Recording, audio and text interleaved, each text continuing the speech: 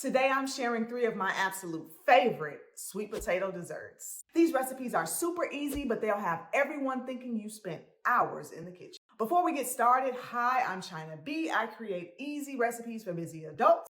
I love if you hit that subscribe button so we can hang out every week and create something sweet together. Okay, these 3 recipes are perfect for busy adults when you want something sweet without all the fuss. Let's dive into these sweet potato treats.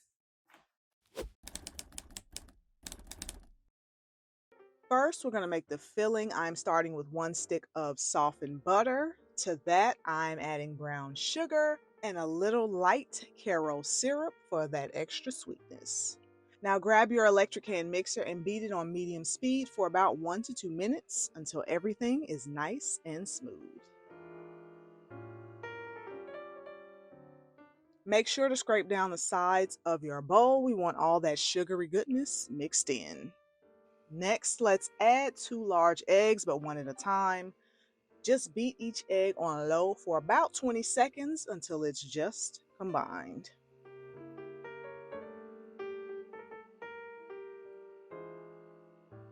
Now for the star of the show, the mashed sweet potatoes.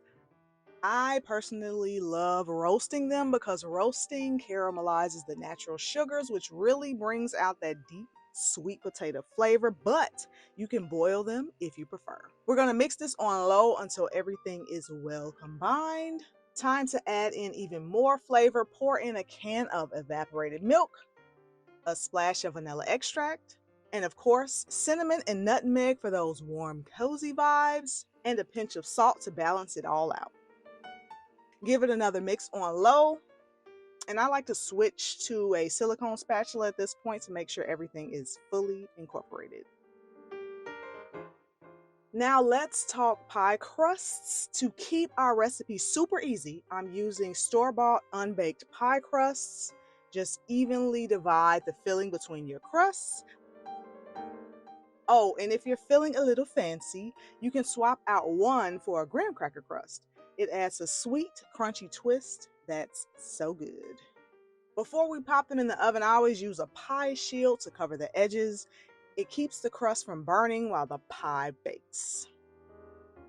Now slide your pies into the oven at 350 for about 40 to 50 minutes. In the last 5 minutes of baking, I like to brush the edges with a simple egg wash, just 1 egg beaten with a tablespoon of water. This gives the crust that beautiful golden brown shine and a nice little crunch.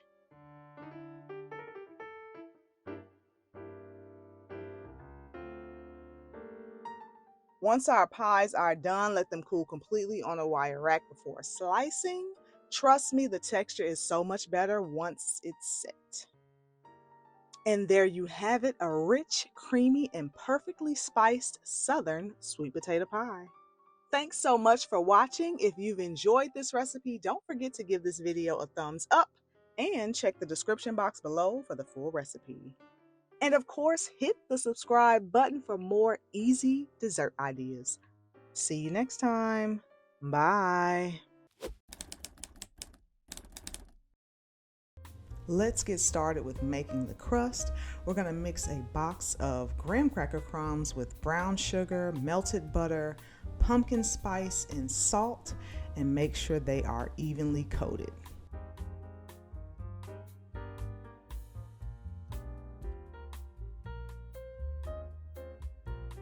I greased and lined a 9 by 13 inch baking dish with parchment paper, and I'm gonna pour those crumbs right on in. Now I like to use a heavy bottomed whiskey glass to firmly press my crust mixture into the bottom of the baking dish. We are going to bake this for 10 minutes in a 350-degree preheated oven, then remove it and let it cool. This will create an even and crispy crust. Next, take 2 roasted, mashed, and cooled sweet potatoes and combine with brown sugar, egg, vanilla, pumpkin spice, cornstarch, and salt. Now I used a hand mixer, but you can use a stand mixer fitted with the paddle attachment to mix until well combined, and then set this aside. Now let's make the cheesecake layer. Now please don't be intimidated by the ingredients list or steps. This recipe is straightforward and simple. We're gonna start by blending our softened cream cheese until smooth and creamy, then adding sugar and our eggs one at a time. Now remember, room temperature ingredients are crucial for a smooth cheesecake, preventing lumps and achieving a creamy texture. They also enhance the flavors and overall taste of these sweet potato cheesecake bars. Now we're gonna add the remaining maple syrup, vanilla, cinnamon, and salt, and blend until just combined, being careful not to overmix. Now there's no right or wrong way to swirl a cheesecake. I like to pour half of the cheesecake mixture over the crust and spread it evenly, and then alternatively dollop in the sweet potato mixture and the remaining cheesecake mixture. Now I'm going to use a knife to gently swirl the two fillings together, creating a marble effect. Be careful not to overmix. You want distinct swirls without disturbing the crust underneath. Now if you want more of the sweet potato on top, put more of the sweet potato on top. I like more of the cheesecake on top. It's just my personal preference. Bake in a preheated oven for 40 to 50 minutes or until a knife inserted in the center comes out clean. The edges should be set and the center will be slightly jiggly but not completely liquid. Once they're fully chilled, cut them into squares and enjoy.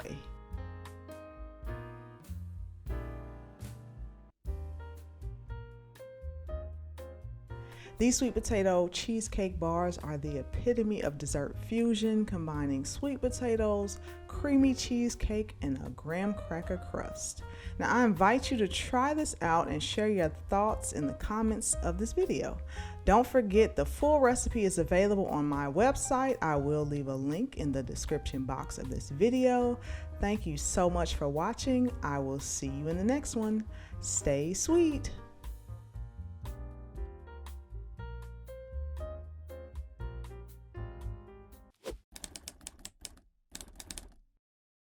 In a small bowl, combine roasted and mashed sweet potato, dark brown sugar, cinnamon, pumpkin spice, and melted butter.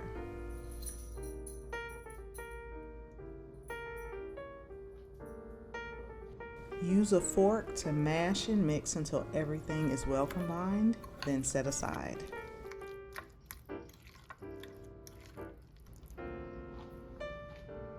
Here comes the fun part. So take about 2 tablespoons of flour to lightly dust your work surface, and we're gonna open up a can of cinnamon rolls. Everybody on mute for this pop. Unroll the sheet of cinnamon roll dough without separating the individual rolls. Then we're going to spread that sweet potato filling evenly over the unrolled dough.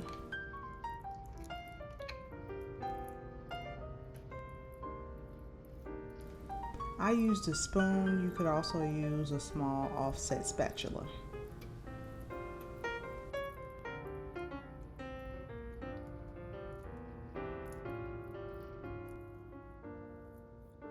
Carefully roll the dough back up, enclosing that flavorful filling.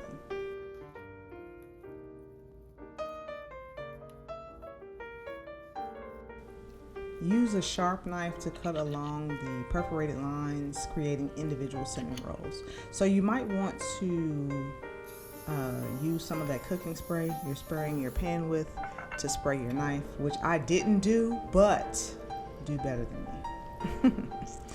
So look at that. When I tell you these rolls were delicious, don't they look good? And they're not even baked yet. Listen closely, because I'm about to give you the secret to making those fluffy, big cinnamon bun cinnamon rolls. It's heavy whipping cream. I break down exactly what heavy whipping cream does in my blog post for this recipe at chynabsweets.com. I will leave a link for that in the description box below. And I like to add a little bit of extra zhuzh to my cinnamon rolls with some melted butter, brown sugar, and pumpkin spice over the top of each roll. We're going to cover that and bake that in the oven until it gets nice and big and fluffy and amazing.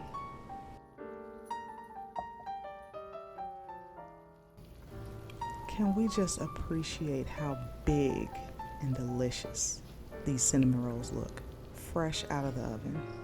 Generously spread the included icing over each sweet potato cinnamon roll.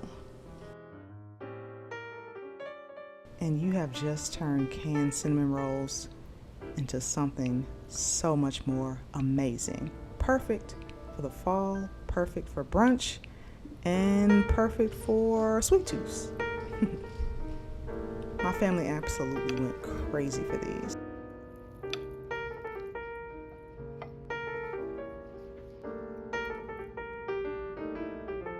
I'd love to hear your thoughts in the comments below.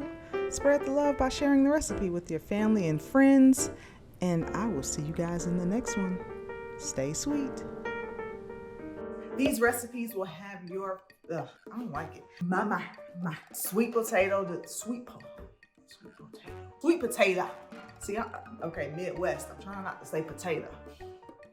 Sweet potato. Today okay, now let's dive into. Okay, we are not gonna do this today. Thought it was gonna be one take, but it's taking takes.